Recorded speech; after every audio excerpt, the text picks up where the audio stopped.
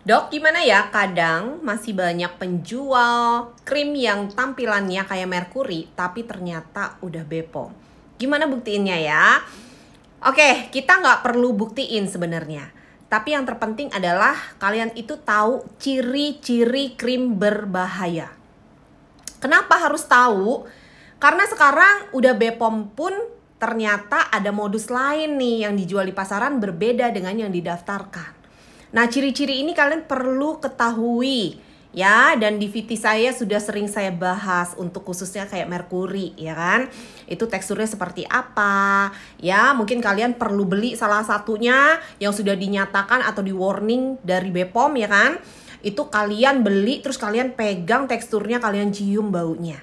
Ya, itu kalian harus tahu itu. Kadang ada yang agak lebih encer, kadang nggak sekental itu tetapi mirip baunya gitu ya. Itu kayak ada kekasan tertentu. Seperti itu ya. Nah, selain merkuri apalagi yang kita harus tahu ciri-ciri khusus ya, yaitu adalah penyalahgunaan obat keras. Nah, penyalahgunaan obat keras ini apa? Kalau hidroquinon dia bisa berubah warna, jadi kehitaman krimnya kalau didiamkan lama karena mudah teroksidasi. Kehitaman atau coklat tua ya. Ya biasanya jadi kayak coklat tua. Kemudian kalau steroid memang kita sulit untuk mendeteksinya dari fisik. Tetapi ada satu ciri yang kita bisa curigai adalah cepat putih. Jadi dia ada white instant ya. Jadi ada putih yang cepet banget dalam beberapa hari. Kadang ya ada yang kelihatan, ih aku pakai ini kok cepet banget, kelihatan lebih cerah, kayak lebih bersih, lebih putih gitu.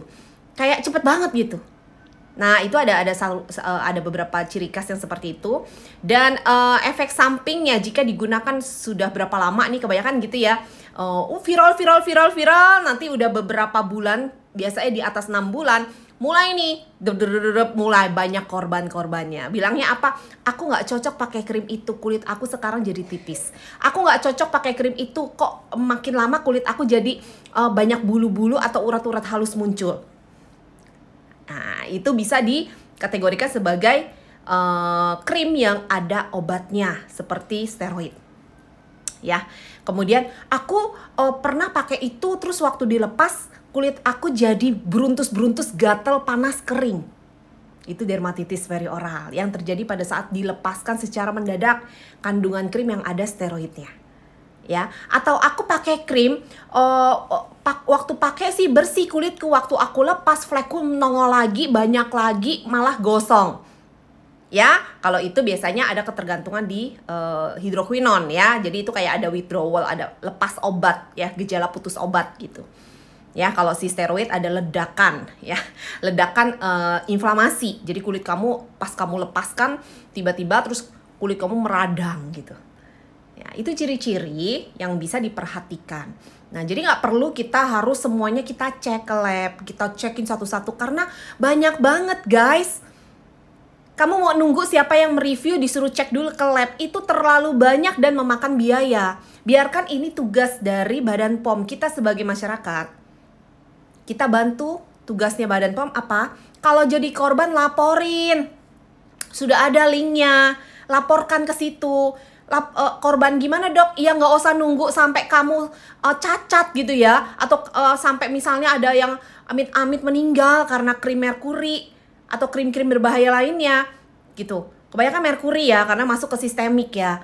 Nah, jangan sampai ke situ. Kalau kulit kamu pakai kok sampai melepuh-melepuh, bengkak, merah, dimana sebelumnya kulit kamu normal aja. Dalam arti bukan tipe yang lagi sensitif banget ya, yang lagi babak belur terus kamu pakai sesuatu jadi tambah merah, itu lain. Tapi kulit kamu ini biasa aja nih, terus kamu pakein krim jadi melepuh, jadi bengkak, jadi merah-merah, jadi gatal, laporin. Ya, itu tugas kita. Selain mencari tahu atau hati-hati dalam memilih skincare untuk diri kita sendiri pakai. Kamu sadar kan, ini kulit kamu kan? Jangan bela-bela penjual lah guys, ya. Kamu harus punya pakem tersendiri bahwa kalau saya milih skincare tuh harus yang seperti apa. Hindari ciri-ciri yang toksik. Apalagi kalian sudah follower saya tuh udah pasti, saya yakin kalian tuh paham banget. Ya kan? Nah sekarang nggak cuma merkuri, Banyak banget yang menyalahgunakan obat keras digunakan sebagai pemutih kulit. Makanya banyak yang kesannya overclaim, ya kan? Padahal ya emang terbukti begitu. Karena apa? Menggunakan obat-obatan keras seperti hidroquinon dan steroid. Mereka juga seenaknya menggunakan antibiotik di dalam krim. So, hati-hati ya. Jadi kita nggak bisa semuanya harus pasti-pasti. Kadang-kadang yang dicek di lab pun cuma hidroquinon dan apa? Merkuri. Si steroidnya dicek? Enggak. Karena steroid itu banyak banget golongan obatnya. Banyak banget kalau kita nyari satu golongan aja. Ya kalau ternyata yang di dalam kandungan itu golongan lain nggak terdeteksi. Jadi ribet kan? Makanya dari ciri-ciri yang sudah saya sebutkan, udah guys pegang itu. Makanya kalau menemukan satu skincare yang mencurigakan, gak usah dibeli, apalagi dipakai. Oke, paham ya? Semoga kalian lebih berhati-hati lagi dan kita para wanita Indonesia bisa terbebas dari krim-krim yang berbahaya.